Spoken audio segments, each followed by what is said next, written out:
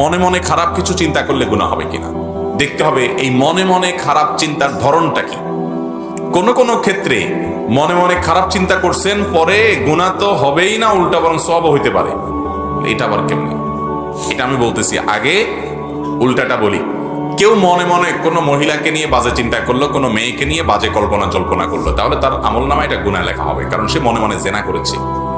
ওই মহিলার ব্যক্তিত্বকে মনে মনে সে অপমান করেছে, জেনা করেছে। জেনা লাইনে আর নজর, চোখের জেনা যেরকম দেখা, মুখের জেনা যেরকম মুখ দিয়ে জেনা করা, হাতের জেনা যেরকম ধরা, ঠিক তেমনি ভাবে মনের জেনা হলো মনে মনে কল্পনা করা, মনে মনে জেনা করা, মনে মনে জেনা চিন্তা এবং জল্পনা কল্পনা করা, বাজে কল্পনা করা। কারোর প্রতি কুধারণা করলো, খারাপ ধারণা করলো আন্দাজেই, বেহুদাই, তাহলে সে গুনাহগার হবে। এই জাতীয় খারাপ ধারণা, এই জাতীয় মনে বাজে কল্পনা গুনাহ, কারোর চরিত্র নিয়ে বা কাউকে জেনা করলেন ইত্যাদি ইত্যাদি।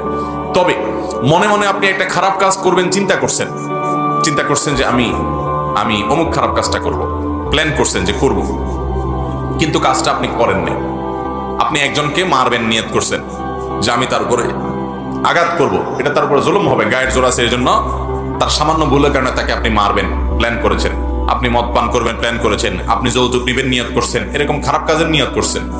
কিন্তু পরক্ষণে আল্লাহর ভয়ে যদি সেই কাজটা থেকে ফিরে আসেন, না আমি করব না, তাহলে এই যে আপনি খারাপ করার চিন্তা করেছেন, জল্পনা কল্পনা করেছেন, নিয়ত করেছেন, কিন্তু সেখান থেকে আপনি ফিরে এসেছেন, তাহলে এই ফিরে আসার কারণে আল্লাহ তাআলা আপনাকে গুনাহ তো দিবেনই না, বরং আপনি খারাপ কাজ করার চিন্তা করে আবার ফিরে আসছেন, সেজন্য আপনাকে আল্লাহ তাআলা সওয়াব দিবেন।